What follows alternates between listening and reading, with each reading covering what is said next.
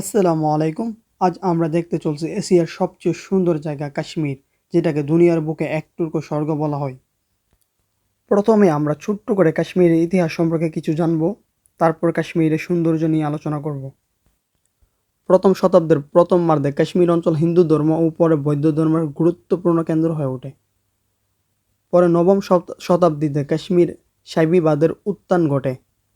1339 সালে শাহ মীর কাশ্মীরের প্রথম মুসলমান শাসক হন এবং সুলতান-ই কাশ্মীর বা মীর রাজবংশের গোড়াপত্তন করেন।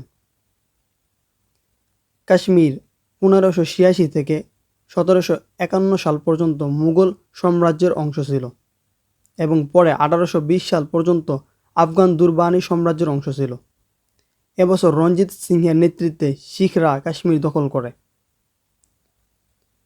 1886 সালে প্রথম ইং-শিখ যুদ্ধে শিখরা পরাজিত হয় এবং জুম্মার রাজা গোলাপ সিং অমৃতসর চুক্তির মাধ্যমে ব্রিটিশদের কাছ থেকে এই অঞ্চল ক্রয় করে।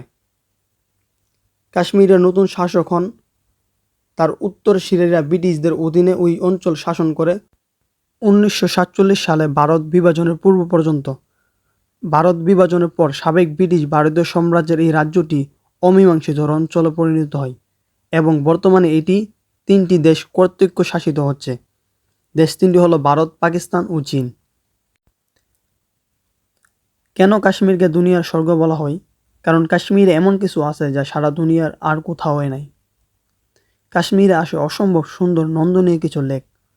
লেকের পানিগুলো খুবই পরিষ্কার এবং পরিচ্ছন্ন, পানির কালারটাও নীল।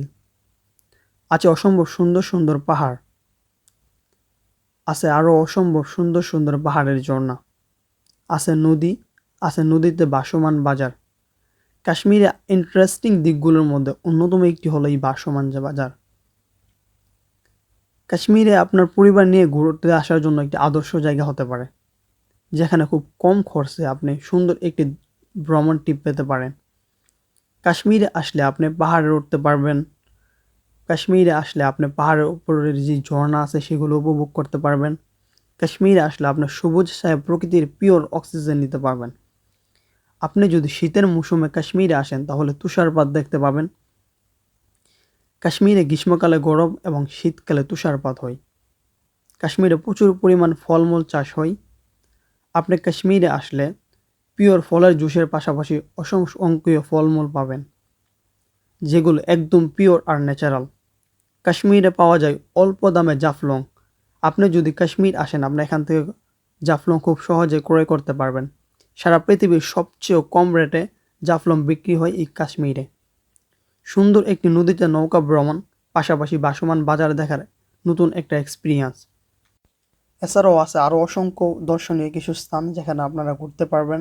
এটাকে এশিয়ার সুইজারল্যান্ড বলা হয়ে থাকে। এখানে আসলে আপনারা বেশ কিছু রাইডেও উঠতে পারবেন, কেবল কার, স্কাই ফ্লাই, এমনকি স্পিড বোট সহ আরও অসংখ্য রাইড আছে যেগুলোতে আপনারা উঠতে পারবেন বা আপনাদের বাচ্চাদের নিয়ে ঘুরতে পারবেন। এছাড়াও এখানে এত দর্শনীয় স্থান আছে, সবগুলোর নাম আমি আসলে উল্লেখ করে বলতেও পারবো না। অসংখ্য এবং অসংখ্য জায়গা আছে এখানে ঘোরার মতো। আপনার ছুটির দিনগুলো এখানে খুব সুন্দর কাটতে পারে, আপনার পরিবার নিয়ে সময়টাও খুব ভালো কাটতে পারে। আপনার ভ্রমণের যে ইচ্ছা সেটা হয়তো বা এখানে আসলে সার্থক হবে। তবে এখানে আসার পূর্বে অবশ্যই আপনি কিছু গাইডলাইন নিয়ে আসবেন, কারণ এখানে প্রচুর পরিমাণ বাটপারদের আনাগোনা থাকে। এখানে আসলে অবশ্যই আপনি সেলফ ডিপেন্ডেন্ট হবেন, কোনো মানুষের কথায় আপনি কোনো কিছু করবেন না, কারণ এখানে প্রচুর পরিমাণ বাটপাররা বাস করে, যারা আপনাকে ভুলভাল বলবে, ওদের পছন্দ মতো দোকানে নিয়ে গিয়ে আপনার পকেট কেটে দিবে। তাই এখানে আসলে অবশ্যই সেলফ ডিপেন্ড হবেন এবং প্রচুর গাইডলাইন নিয়ে আসবেন।